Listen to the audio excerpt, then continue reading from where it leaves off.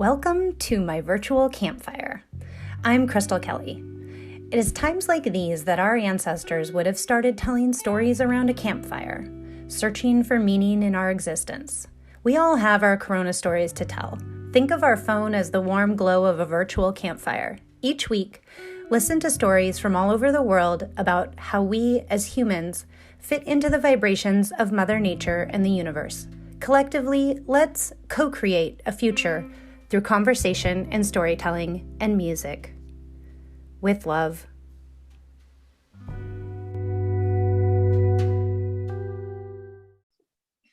Crystal, where are you? Whereabouts are you? Seattle. Oh, right. Okay. Yeah. Yeah. We're and you're in Paris?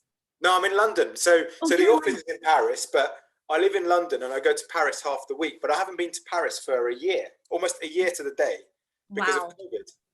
So it's it's really frustrating actually, just being stuck in this office at home for a year. But so I've actually been to Seattle, Washington. Yeah. So I went there about 3 years ago because we used to have. I'll tell you what Aquafed does in a minute, but the point being that I went to a conference there with some of the members of our association. It was a North American water companies, and I loved it. I was only there 2 days, so I didn't get to see much. I didn't get to go out or anything of the city, but I just thought it was a really chilled out place. I just like, for example, that the bus driver would come and he would give you time to load your bike on the front, your bicycle, and it was just no one would say if that was London, people would be shouting and swearing. But it was just totally accepted as normal.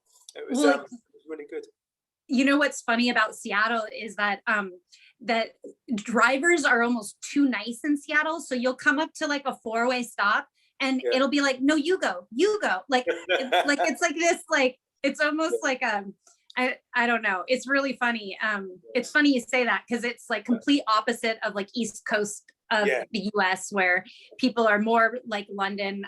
We took our kids to London a few years ago and I was like, this feels like more East Coast, just like the mentality of people. But we obviously have been to New York as well because to do UN stuff, and there was people walking on the street on their phones that I thought were deliberately put there by the tourists company. They were just deliberately New York. This girl was just shouting in her phone, moaning to her friend about her boyfriend in a real New York accent. And I said to my wife, she cannot be real. That must be an actor or something, So it was it's quite funny. That's so funny.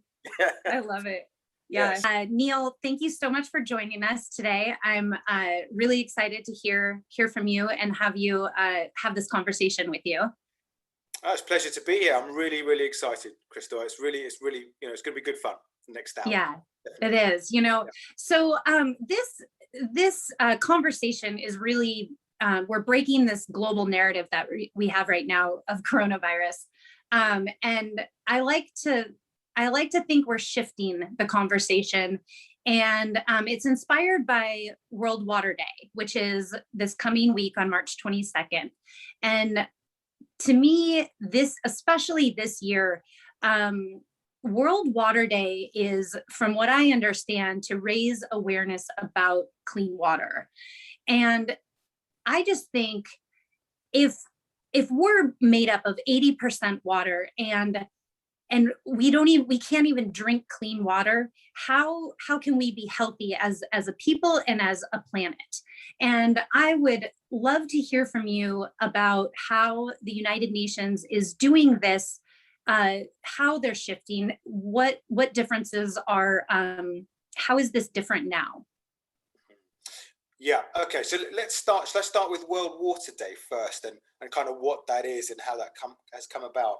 So I think it was in 2003, going way back, so nearly 20 years, that there's been this day every year called World Water Day, 22nd of March, and it actually has a different theme every year, and it's decided by primarily the UN agencies that are involved with water, and there's so many that even I'm discovering them, and new ones all the time. There are many UN agencies, many of them have some relationship with water and sanitation as well, because that's the other side. It's the kind of the hygiene, the hand washing, wastewater side. And each year they pick a theme.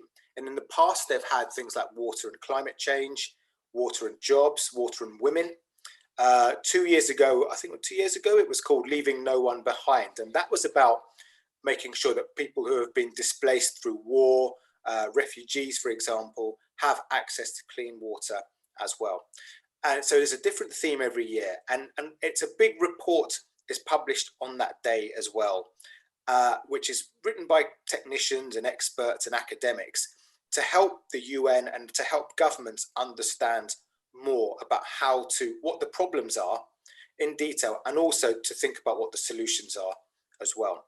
So that's the point of World Water Day, and we celebrate it on the 22nd of March. This year's theme for 2021 is a very interesting one. It's about the value of water, which is a very open concept. And it's not just financial value, the price you pay, or indeed the money you can earn from your job because of water in some way. Even if you go to work on, say, if you're in New York and you go across the Staten Island ferry or something, right? It's all this religious, cultural, social, environmental, spiritual values of water. And it's just the UN is trying to understand the whole spectrum of what that means.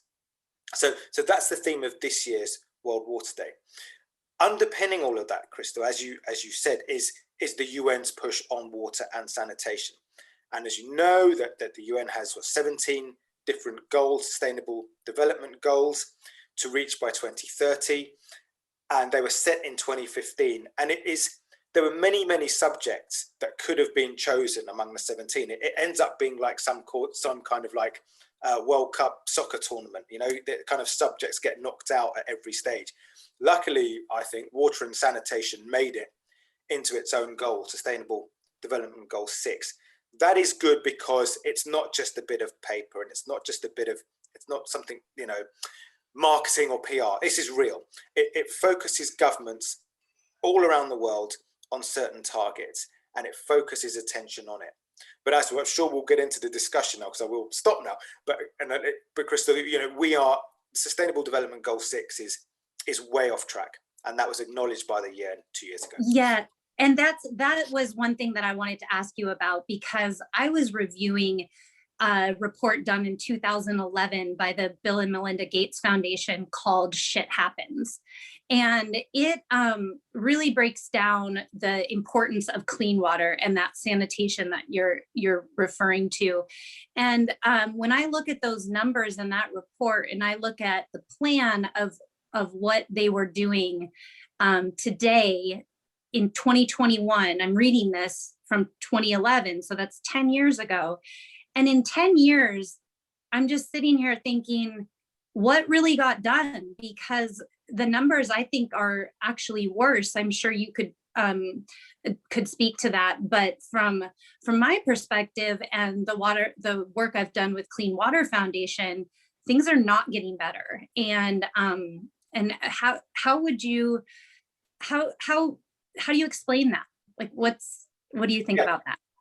I think you're right, sadly, and I said that, as I said before, that has been acknowledged. And I think the first problem that I've seen and I've noticed is the lack of data in the first place. Not many countries are collecting the data or have the capability of even measuring what they're trying to achieve. In that Sustainable Development Goal 6, there are sub-targets. I think there's about 6 or 7 sub-targets. The first 2 are the most obvious ones and perhaps the easiest to measure, being access to safe drinking water and access to sanitation, which is basically the ability to clean your hands and it's a hand washing facility with soap and water at home. So you can kind of measure those, and those are completely aligned with the human right to water and sanitation, right, which the UN acknowledged in 2010. So that's a human right linked to a goal, linked to measures. And even that, it's at the moment, it's 29% of the world's population. So 2.2 billion do not have access to safe drinking water. 3 billion don't have access to basic hand washing facilities. Even in COVID now, because we know that the importance of hand washing came up so much in COVID. Not yet. I suppose perhaps you could say it's just been a year. but maybe we'll see in 2 years' time a step up. Who knows? But I'm not convinced. It's really difficult because water has fundamental problems linked to it in terms of providing it, and there's weather issues as well. It's not like energy in the sense that you can transport it on a grid thousands of miles, but there are other problems which I'm sure we'll get into in a second. Yeah, it's I speak with a lot of indigenous people and shaman, and I know you did mention very briefly that water has spiritual properties, and water is our lifeline and our planet's lifeline, and water responds to vibrations. So there's a really unique property to water that it can actually heal itself with vibrations. So when water droplets are energized with vibrations, they can transform and transmute into a higher, cleaner thing, that an actual molecular, I mean, this is scientific. I'm not a scientist, but I don't have the vocabulary to describe it, so that's not my forte. But what I find really, really fascinating about that is that there is this ability to make a change. It actually can happen. Yeah. And how are those vibrations getting raised? What is it that people can do at a fundamental level that can actually help this process? Because I think I read that more than half of the world's hospital beds are filled with people that are ill from waterborne illness. Yeah. And imagine if they just could wash their hands and drink clean water, the coronavirus wouldn't even have been an issue, because half of those hospital beds would have been freed up. I mean, if you think of it in those ways, so this is a real problem hurting humanity. And it's, what sometimes it just seems like such a big issue. Yeah, but it is. Look, Crystal, there is, you're right. You're absolutely right. There are, let's try and examine then the way I see, again, the kind of the spectrum of issues. First and foremost, I'll tell you, so, on this year, on World Water Day, why I'm involved in it, because I'm a UN water partner. My organization kind of advises the UN. I actually work in the private sector.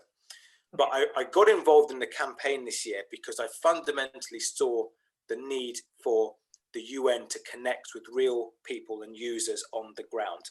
Because the UN is very well obviously connected with ministries, ambassadors, and experts who become a kind of a chamber inside themselves. And I'm not saying that they are very well-meaning, well-intended. They are trying to do the right thing, but sometimes you've got to go that step further and go listen to real people. And that's what we did with this campaign this year. We did it on social media, and one can argue not everyone's on social media. There are people in every country who don't have access to it. I get it. But by doing what we did, we've reached a lot more people already than we would have done before. And what they told us, but that's an aside. The important thing is what they told us. People told us that the value of water to them, the number one thing, they used this phrase, water is life. Okay. And they just totally understand the utterly essential essence and importance of water. There is no denying it at all. They didn't look at it in terms of price or who operates the system, whether it's privatized or public. People don't care. What they care about is the protection of the water sources themselves, the lakes, the rivers. And this is where I'm coming on to the point you were talking about. What really struck me was that people said that it's not primarily government's responsibility or the public or municipal's responsibility. Protection of the water starts with us as human beings, ourselves. And at the moment, you talked about the vibrations, and we are not giving water the right vibrations at all. Far from it. We are disrespecting it. We are using it far too much. We are taking it for granted, and we are polluting it, either deliberately through those girls in India who sent us videos and pictures in Kerala, which is the most beautiful place in the world, known for its watercourses, full of plastic and rubbish. And these girls are furious about it. Yeah. All over the world, people send us things like that, particularly in developing countries, I'd say, but not just there. It's that kind of abuse of our sources by us ourselves. And the message from people was, as humans, we have got a responsibility. We all have, and we're not taking it. So that's one aspect, I think. The other thing we have, if you take it up to the way water is managed, water has a fundamental problem in that the governance of water, in terms of the management of the sources and the services and the arrangements that are in place, is not strong enough. And there is leakage in terms of expertise and finance all over the system all the time. Again, it's another place where water is abused, quite honestly. And everyone in the sector acknowledges that this lack of strong governance in many countries leads to a lack of financing, because the investors, whether they're donors or private capitalists, whoever, don't have the confidence to invest in water and water provision. And that's why it's starved of cash, starved of investment. And that's why we are where we are today, I'd say. Those are the things that really struck out from what I call real people said, and what I know from institutional knowledge. Yeah, no, and that's I am completely in line with your way of thinking. You know, you said that this year's focus is the value in water, and I think that is actually the main reason that I'm also very, very involved in clean water. And from where I am in Seattle, there's an awesome organization that's called Clean Water Foundation, and they work all over the world to bring water filters to kids, you know, mostly so children can have clean water. But the real reason that I'm involved this year is because the Clean Water Foundation is bringing water filters to the Hopi and Navajo tribes. Yeah. Yeah. And the Hopi and Navajo tribes and all indigenous people all across the planet have wisdoms that are supposed to help humanity and keep us surviving on this planet. And they are the keepers of our future, the way I see it. And someone asked me, like, well, why are you involved in this when it's only a very small spot in the United States, these two little reservations? Like, why is that so important? And the reason that it's so important is because they are our wisdom keepers. They are the people, the stewards of our planet. And if we can't give them clean water, and if they aren't drinking clean water, then how can they help everybody else? So to me, this one small little thing, the value of this year and of what water means to our future and the next future 7 generations is how we should be making decisions right now, not just for today or tomorrow, but decisions that impact our planet over the next 100, 200, 300 years, you know, and even that is just a small amount of time. Crystal, you're so right, because look, the thing is, you know, what struck me that you just said that people ask you, why are you so worried about Hopi, because it's this small place in the middle of, you know, the desert. And on the one hand, you know, you've explained it well, because you actually care about the people themselves and how they think, and you've called them the guardians, and they've got the wisdoms, right? The other thing is, which I completely am on the same page with you on, the other thing is Hopi, what is happening there is not far away from what's already happening or going to happen very, very quickly in many other parts of the world. And I'm telling you, even where I am in London now, okay, where people think that it rains all the time because it's just pretty cloudy. It doesn't rain very often, and it doesn't rain anywhere near enough. And all the water companies and the government here have had to try to cleverly project services over the next 50 years because of climate change, because they know that the weather is changing and that you get drier periods, or the rain just comes down hard and fast and they can't catch it and it's gone, right? And so Hopi, that was what interested me so much when I heard about it, as well as the problems that they faced, having to go 4 hours on a 4-hour drive to go and get some tankers of water back in, which is just crazy, the situation they're in. Insanity. Yeah. Yeah, right. You know, that's not far off a vision of what I see for many parts of the world in 20 years' time. And it's not my madness that's saying that. That's the climate change scientists saying that, who I believe in, who are independent. And I know these people and I believe what they say, because we can see it happening already. Yeah, it's, you know, there are places when you think about going to get your clean water, like you have to trek across to get your clean water. There's places in South America, in Guatemala, where children are hiking with buckets to go to the water to get their clean water, and they're eaten by the crocodiles. You know, I mean, that is human safety. Like, our children shouldn't have to go get clean water. That should be a human right that everybody has.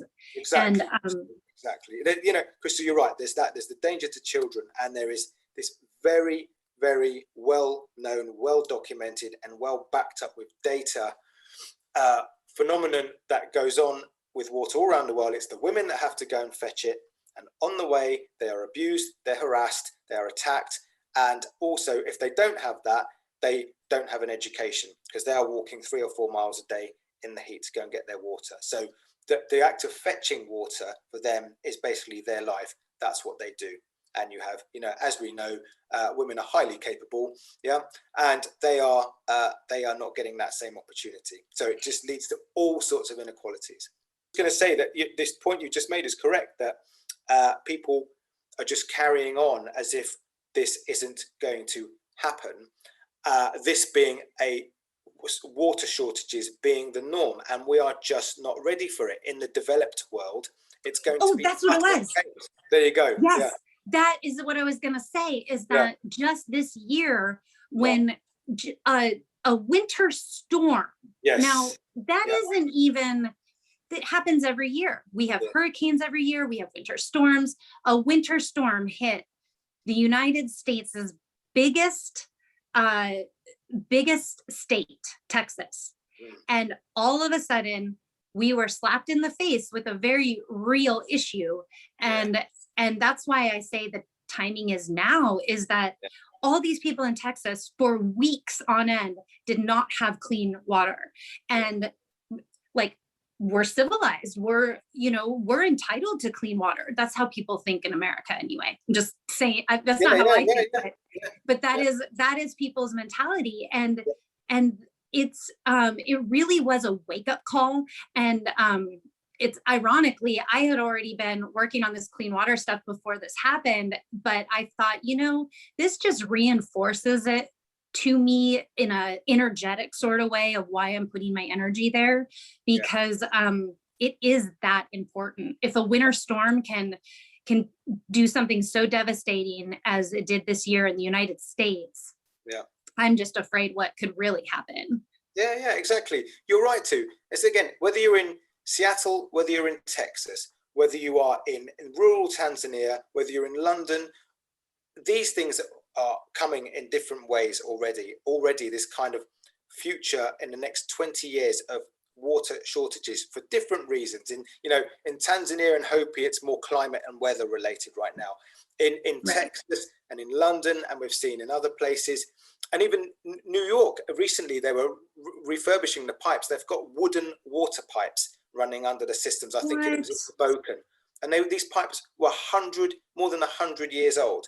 That is like a different level of lack of infrastructure renewal, right? It just goes to show that developing countries in the West are also sitting on an infrastructure time bomb here. And it's good, and it's come out in Texas, and you know it's probably going to happen again and again, more and more and more. But this goes back to the point, you know, why is it not happening? Why is it not being solved? The governance issue is one. The lack of political prioritization, as has been acknowledged. It's almost said so often in a way it gets kind of boring for people like me now, because I hear it all the time, and I sit in the forums with ministers, and you kind of like, I don't know how to ask them, why are you not prioritizing this? I don't, you know, it's not my place to ask, is it? But you know, right. But it is, as a human. We have to ask. Yes, we have to ask. Like, it is absolutely, and that's what I think, like, people like yourself who is in the position that you can talk to government organizations and non-governmental organizations that are overarching. We need to be asking these questions as humans. And, you know, so clearly we both agree that this is a major issue. Yeah. How are you, what are you doing just personally? I'm just curious as to making a change. Yeah, exactly. That's right. Lisa, what's the question? So what do we do? Right. So right. Like what do we do? Yeah. What do we do? So there are a number of different things I think we can do. Firstly, I come at it from a kind of utility perspective, first of all. So my perspective is very much companies that I know have very deep, sound technical expertise to operate public utility systems properly. They're not always the answer. Going private isn't always the answer. And I can name quite a few public utilities, again, in North America, for example, that are just excellent. And they don't need private companies to help them. They are brilliant. And that's the same all over the world. It just depends. But sometimes we feel there is a case for it. Just making the utility service better, getting more value for money out of it. But you can do that in a city or urban kind of landscape, all right? When you start to get out into places like, looking at places like Hopi or elsewhere, you need a fundamental, different approach. And this is why I really like the fact that Bill and Melinda Gates aren't looking just at sanitation. They've been looking at water. Bill Gates recently, you know, he's talking about reinventing the toilet. And he's correct, because his fundamental point is, why are we using clean water, drinkable water, to flush the toilet every time we go? It's just unnecessary. It's totally unnecessary. There's so many other options. Yeah, there are many other options. So what I've seen, again, in the United Kingdom perspective, that there is not anywhere near enough connection between the different types of policy that needs to be connected to work this problem out. I'll give you an example. Building new houses, the builders or construction companies are not incentivized or not mandated to install things like grey water reuse. So collecting the rainwater for the drains and using those to go into toilets and showers, for example. Now, I know that it's expensive, but with humans have showed us, for example, with the vaccines, the COVID vaccines, the human beings are highly intelligent. And I think if you get enough of the right people focused on the problem, solutions will come very quickly. So then that comes back to prioritization. This is just not being prioritized enough. And not everyone who needs to be, I think, at kind of institution and government level, policymakers aren't all focusing on water enough. Then you look at things like, going back to the Gates, what reminds me, the Gates Foundation, about innovators and entrepreneurs. They are attracted to other sectors a lot more. Water, for some reason, water and sanitation, it just isn't made exciting enough for them. Yet they can come up with these things. But the examples I've seen of small scale water reuse, it's being tried out in India, tried out in Africa, it can be done. And it's just, you know, when has anyone of those people or been encouraged to try that in Hopi or even go talk to them? That's the problem. It's just moving the expertise and the kind of the entrepreneurial warriors around to the right place. And that's just going to take time, unfortunately. But that's why we need to connect. Yes. You know, right? And this is what you're trying to do. And this is why it's great. I've met many others like you in this campaign, connecting and connectors and trying to get people together. We can never do enough of that. It's absolutely true. We all have our highest use, and my innate ability is a connector. That's what I am. I just make connections. I'm a bridge between different people. And the way that I'm making a difference is through these vibrations. And by vibrations, I mean these conversations that we're having that are going to impact our thought and our thinking, just the awareness, the consciousness of water.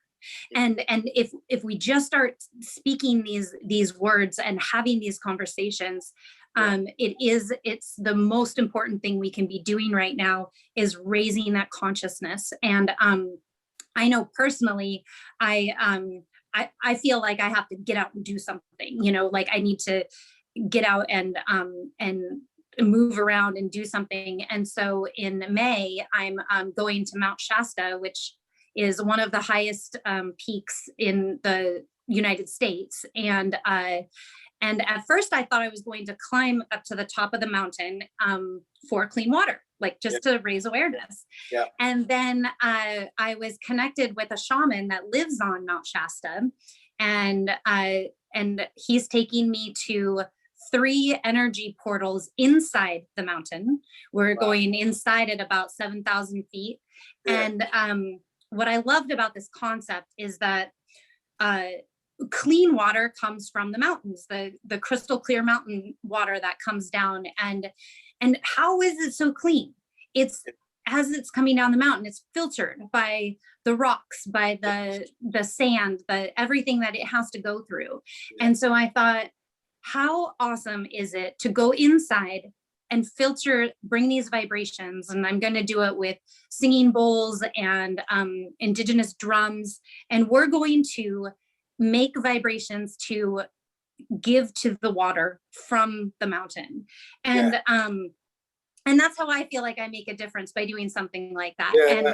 Whether it works or not, I don't know. I don't really know the answers, but it makes me feel better, and it makes me feel like I'm doing something. And so I think, you know, just having these conversations and really sharing it on social media, I think that's very, very important. I love that you guys focused on that this year, because it does reach, and this goes back to our future, it reaches those kids. You know, I've got 3 daughters of my own, and I know they're on social media all the time. Yep. And when I'm telling them, hey, share this about clean water, tell your friends, do this, that's going to make a difference, because those are the people that will have the ideas that you're talking about, that can invent those things we need. Yeah. So this is exactly right. And this comes on to the next point, doesn't it? About, again, who's going to kind of carry this work on, as you know, and it's the kids, right? And that's the other thing. So with kids, it comes down to understanding how they receive information and how they talk to each other and who influences them. Now, I'm going to quote a consultant who I've been talking to from America as well, called Stephanie Smith, because she has, like, I had a talk to her even last week, and the most obvious thing she started saying, she said, look, these are not difficult ideas, but they're really important. She said, she and I both have boys about the same age, about 11, 12. They watch YouTubers, right? Oh, right. Constantly. So with your girls as well. Yeah. YouTubers are so important in all of this, because actually, while they're playing their games, I've listened to them. They start talking about all other things as well. And my son comes out with all sorts of facts and things. And I said, how do you know that? And he said, oh, this YouTuber told me, who was also playing Call of Duty at the same time. Yeah. So there are these influencers who, some of them are actually really kind of, in a good way, nerdy, positive kids, right? Themselves as well. And one of them, he raised money for a forest or something. It's this famous YouTube, I think he's called Beast or Beast Boy or something. And probably people listening to this will know who I'm talking about. I know. And you know, like, we sound like these like ancient, you know, like, oh, these old people have no clue. I know, exactly. We sound like dinosaurs. Certainly I do sound like a dinosaur. Like, he's called Beast or something. But he raised money for, so the point being, there are ways of spreading the message that the water sector is terrible at doing. If I went on to told anyone at the UN or one of my colleagues in another organization, we need to talk to YouTubers, they'd look at me like I was mad, right? and also things like Minecraft. It's another thing that Stephanie said. Both our boys play Minecraft. And my boy's even done this. He designed a school, because I'm in water as well, he designed a school site with grey water harvesting. Now, I made him do it one day and he really liked it. But it's a way that kids can relate to each other, and we can talk to them about the water cycle and the importance of water and get them to game it in a way that they understand. And if we do some of these simple things more, so, you know, it's really difficult to get water higher up the agenda in schools. It takes years to change policy in terms of educational guidance. So that's going to take a long time.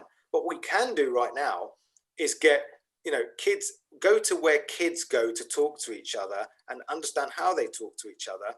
And I think we can make a massive difference for the next generation very quickly, because they already seem to be a very receptive audience. Perhaps maybe all kids are like this when they're kids.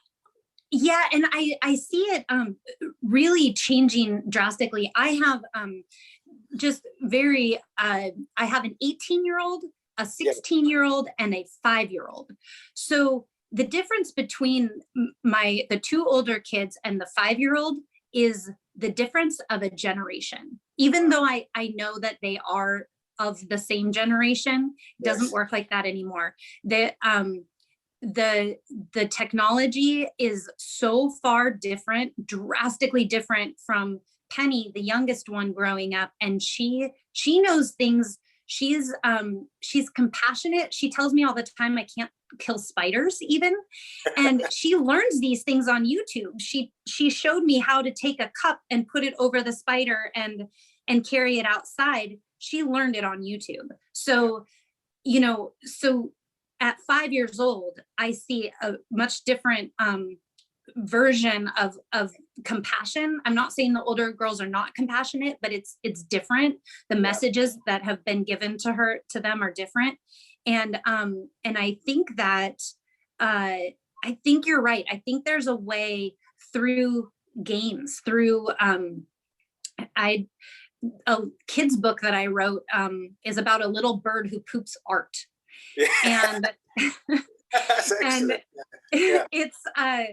it's really great to see for the last about 15 years since my kids were born, I've been reading this story to kids, and I see how it, just the idea that bird poop can be art, that it can look like a shape, kind of like an organic Rorschach test or something.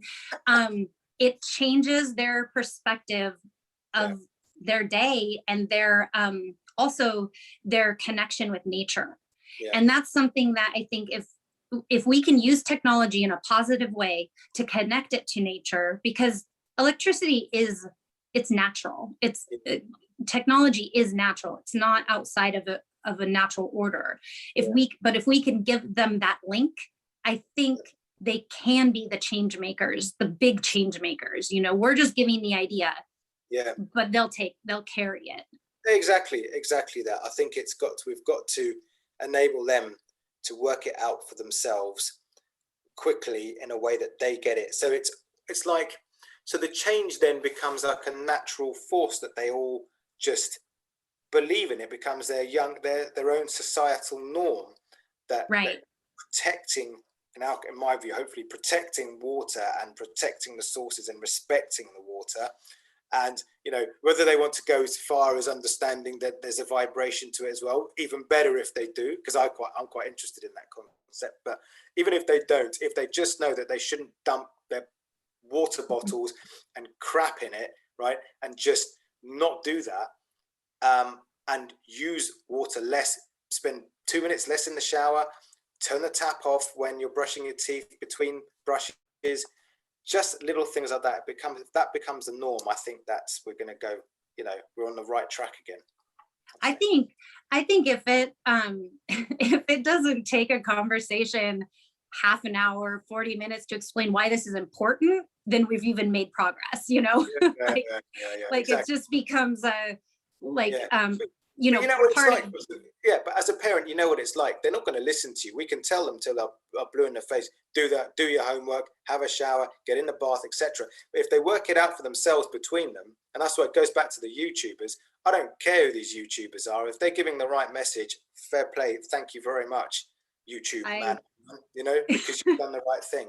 And we just, as a water sector, again, you know, I've been talking to my friends in the UN about this in the communications team, and we just agree, we're just, as a brand, we're terrible. You know, we're stuck in 50 years ago. The brand of water, it's just bad. You know, it's not even in a good Mad Men 1950s advertising type way. It's just bad. And we just do not connect. We are just not embracing modern times at all. It's so refreshing to hear you say that, because as someone who looks at the situation, I think what's going on? Like, are they not like awake? Are they not there? You know, are these and I know there's jokes all over the internet about like, are these reptilians, you know, organizations? Like what's really going on here? Because it seems like they're in just completely in left field. And so well, Crystal, you know what it is, sorry to interrupt you, I mean, you know, and I'm going to perhaps go a bit off piste here now in the sense of I'm just someone who just tells it how it is, so I'll tell you. I mean, represent the private sector myself. I'm actually quite proud of my own organization because we're willing to go out and face criticism and just take it. But the point is that there's not enough two-way communication between anyone really who is kind of governing water or in charge of it. There is a disconnect, and that's what I've discovered in this campaign. And it's not a willing thing. It's a bit of fear. It's a bit of anxiety. It's a bit of many different reasons why the powers and the decision makers are not listening, and as well as talking to people on the ground. And it becomes very difficult. And even the private sector as well, the corporates, they run away from this. You know, they hide behind PR people. You don't get what I'd like more is, you know, CEOs who are brave enough to just have a conversation on social media or in real with a real person. And, you know, yes, they may shout at you and they may criticize you and accuse you for all sorts of things. But you've just got to go through that. You've got to have it, and you've got to be brave enough and bold enough to just accept that there is going to be some negative stuff, possibly not, but also that conversation could be so useful for you as a CEO or a decision maker, understanding what really needs to be done. And are you going to do that or not? And you know, I sound like some sort of activist now or whatever, but perhaps that's what's in me as well. But that's what I see.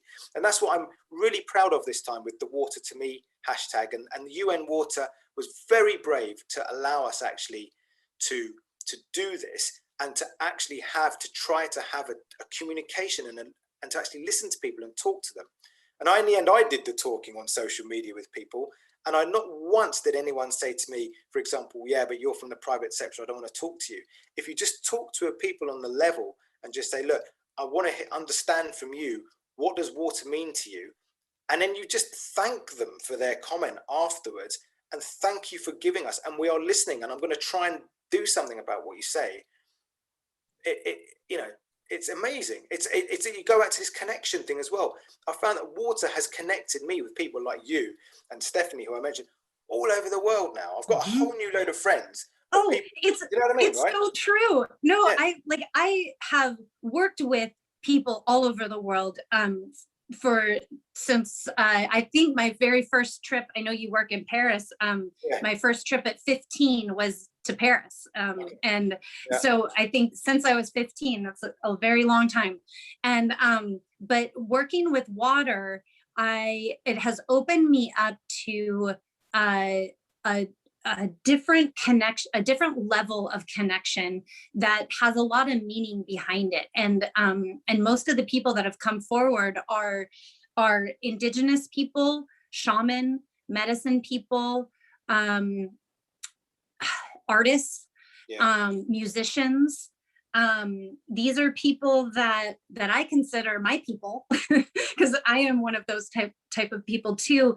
But it has a lot of meaning, and it really has connected in a way that that feels good. It feels like maybe we can make a difference. You know, exactly. And you know, talking of musicians, so with the Hopi campaign, there was a couple of songs that have been made, right? Mm-hmm.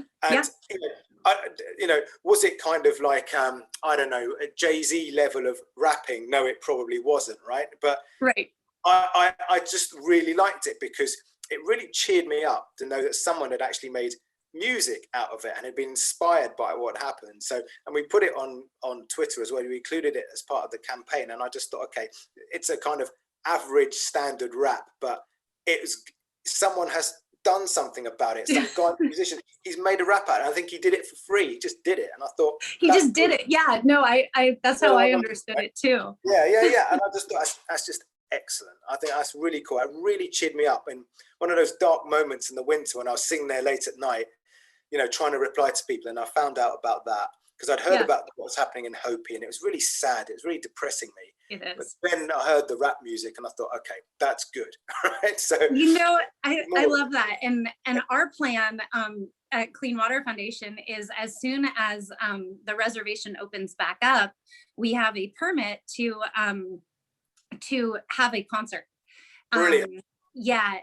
To celebrate this this awareness, and to really do it in a way that's very fun, and it will be rap music.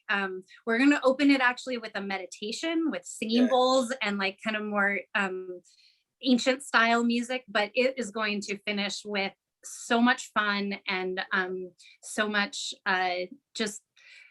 it really feel good kind of things. Yeah. You know what? See, that's brilliant. And you talked earlier about the vibrations of water, and you're going to go up the mountain and listen.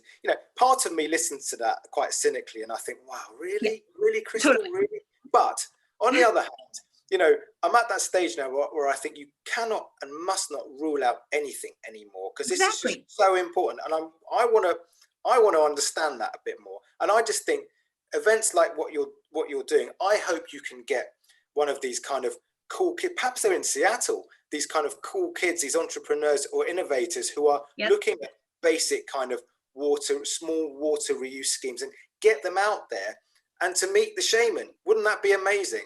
And maybe, just maybe, there's something in that, and that what the shaman is saying is, because you said it's scientific, maybe this kind of kid who's come out, who's got a chemistry master's, can think, maybe there's something here. Wouldn't that be wonderful? That's would be. Kind of crazy hope I have. and when when you were saying it, I really got chills, because I could feel that it might actually happen. Like, who knows? We've got to try it. We've got to try it. We've got to disrupt conventional wisdom. This is what I think. Again, another reason why water is old-fashioned. It's not trying to disrupt itself enough. And even the companies I represent that are kind of old school infrastructure builders, they are moving on into new types of technologies. They realize, they know that building a kind of system from a treatment plant, putting it through pipes into people's houses, and then taking the wastewater away and just treating it and putting it in the sea. There's different things you can do with that wastewater. You can create all sorts of things with the sludge and make gas and these technologies are developing very, very quickly, and they're looking at it at big scale and small scale, and that's the kind of mentality we need to disrupt these models and try and think about things differently.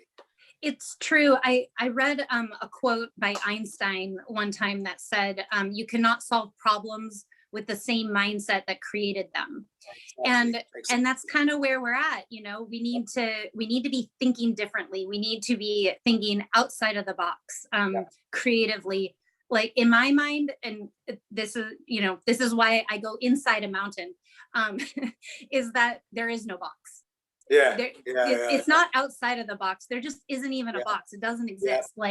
It's so when you really start thinking of things as everything has energy, and where are you going to put your energy, things get really simple. And I think have fun with it, and create change in a way that is fun. Like, it doesn't have to be so serious all the time.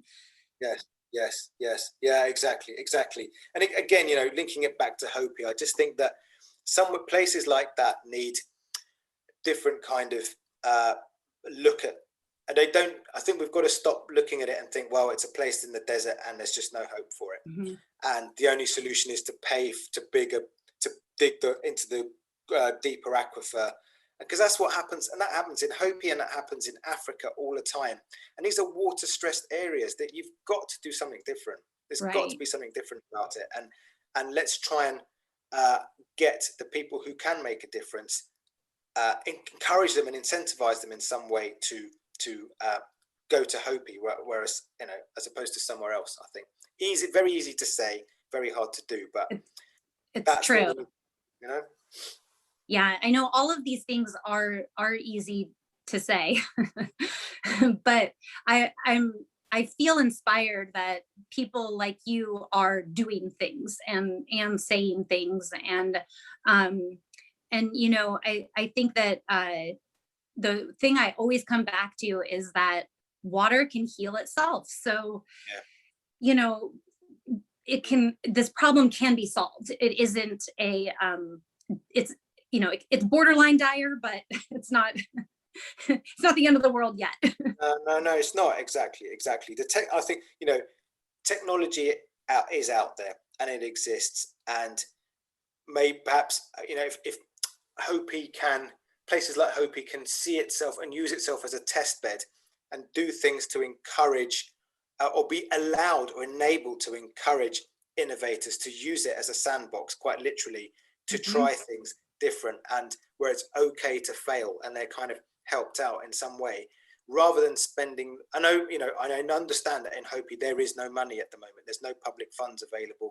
It is very difficult, but you know, whatever money is there, I think can be used. And if the community itself can think of ways of attracting the right people there to come and help them through your festival, for example. Exactly. That's the main goal of the festival, is to raise awareness and obviously money, because it's needed. The money is definitely needed. And, you know, having organizations like the ones that you're connected with that are helping us shine a light on this is, I'm very grateful and happy for that, for the collaboration.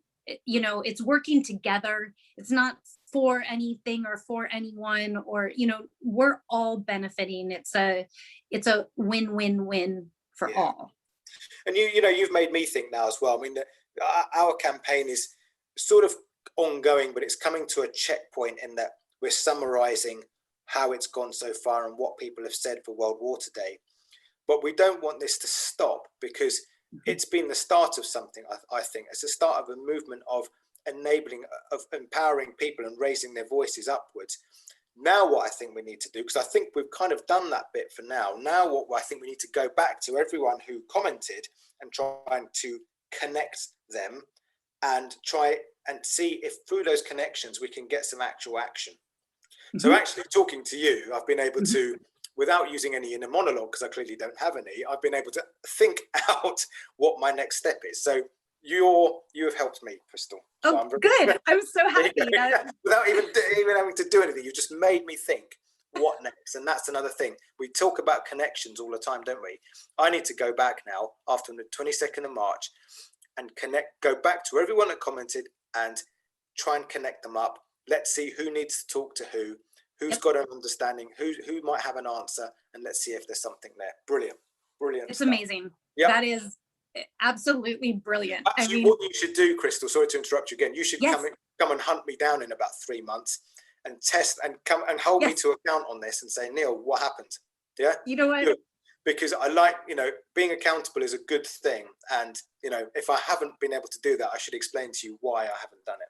Okay. You know, that is, for one, I'm going to mark my calendar in 3 months, and accountability is huge. I know as an artist and a writer, you know, sometimes the things that we work on, they don't have deadlines, like not any real deadlines. It isn't driven by commerce or anything. And so how do you stay accountable? How do you finish that book? How do you you know, what do you use? And what I use is, again, I'm a connector, is my network of other artists and other people, like-minded people that they hold me accountable. You know, like I have friends that are writers that live in Japan, that live in Transylvania, like really random places. Yes. But we hold each other accountable, and we say, what are you working on right now? And then, ask back, and like, we just naturally do it. I don't mark my calendar for things like that, but I'll be like, oh, I wonder if Pam finished her second book yet, like things like that. And they are my accountability partners. They're the ones that kind of hold me to my word. Yeah. And I'm happy. I am totally going to touch base with you. There you go. You are now my accountability partner. Okay. Yep. Is that all right to accept that role? Yep. I accept, and good stuff. I happily will do that, because I'm excited to hear what all those connections do. Like what comes of it. What YouTuber did tweet it, or what I don't know. I'm probably saying the wrong thing. No, but exactly that. I think that's one of the things that's got to come out of all this, doesn't it? I mean, we didn't have many people under 30 really comment on the campaign, which in itself is interesting. There weren't that many under 30s there, so the main demographic was between about 30 to 50. Yep. And they weren't necessarily people who work in water. They were ordinary people, I'd say, but older. So that in itself tells you something, doesn't it? Yep. And we were on social media, so this is where we need to bridge that gap for sure. And I guarantee it's through our children. My own kids have their YouTube channels, and they have aspirations of being a famous YouTuber or whatever.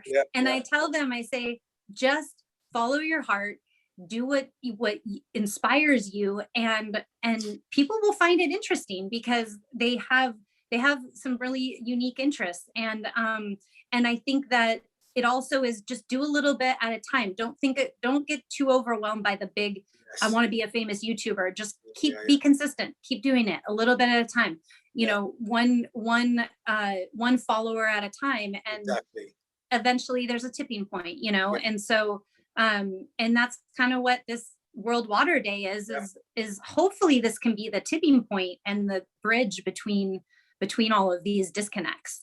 Yes, I exactly it. I think that they're absolutely correct. If there's one thing that we've achieved here, it is that kind of almost critical mass of connections between people that it leads to something, to the next stage. And again, if it's, it could be in small numbers, sometimes, 10, 20 or 50 people who are now connected, but what they do could be really massive, and that can be the difference. So you're inspiring me, Crystal. This is great, because because you do sometimes think, what are we going to do with all of this? Is it going to amount to just nothing? Is it just another social media campaign?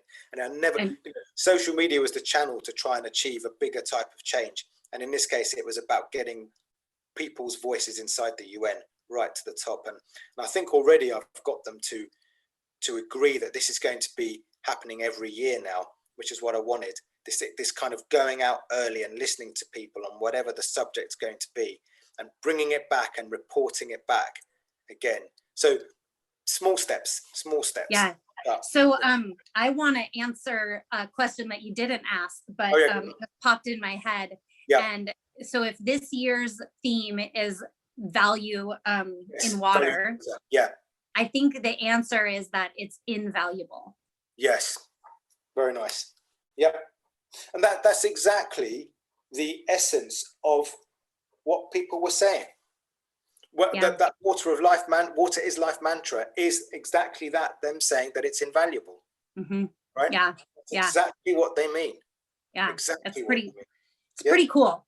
Yeah. It really is. And I love the theme, and I love this conversation, quite honestly.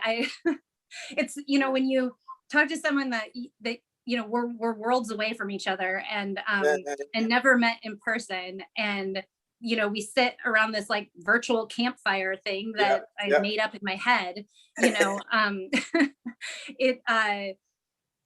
good though. Really, this is what we need. It's kind of a structured chat, and it's like people need to be doing more of this. Actually, I see a huge advantage in this. Really. You think it's happening, and it's not really. It's happening between people who usually talk to each other, or what I call the water circus, or the water echo chamber. Right. And it was, let me just remind, your listeners may be interested to know that the two powers driving this campaign couldn't be more politically opposed. So I represent the private companies, and my partner in crime on this was the trade union guy.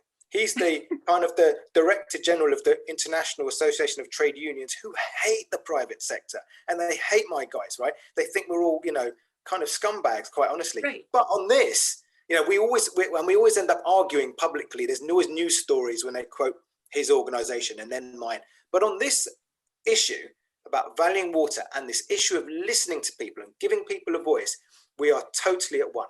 So we found that common ground to drive forward something together on something we both believe in, and he won't admit it publicly, but he secretly, I think, respects me a little bit for helping him push it. And I've been pushing it harder than him, so yeah, it's good. You talk about connections, it brings all sorts of strange people together.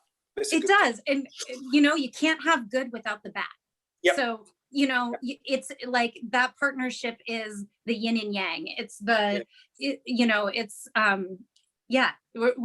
entering into that, hopefully where these two opposing sides can find peace, maybe, exactly. Maybe we are entering into a more peaceful world, I hope so too. Because everything is so polarized, everything.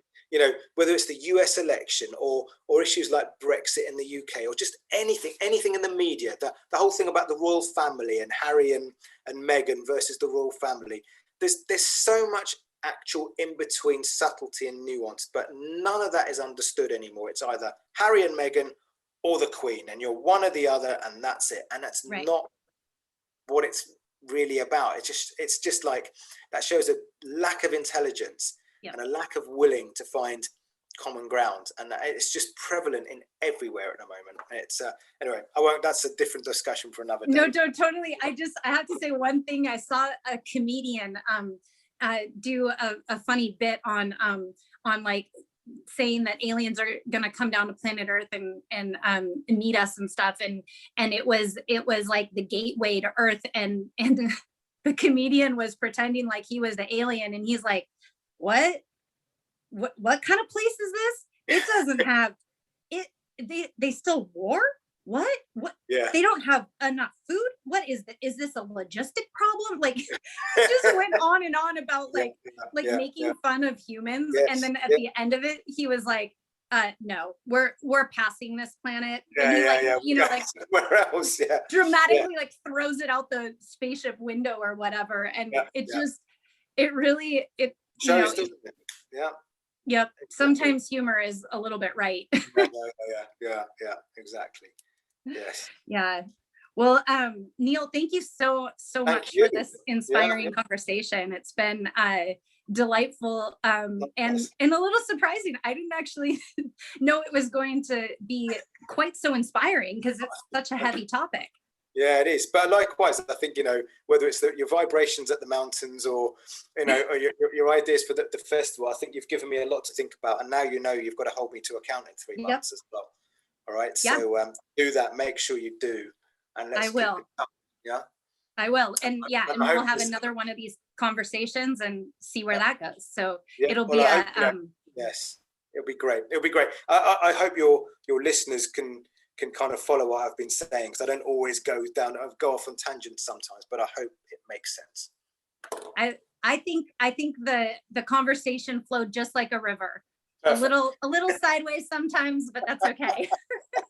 Excellent. Thank you very much. Really great to meet you. Thanks a lot. All right. See ya. See ya. Bye. Okay. Bye.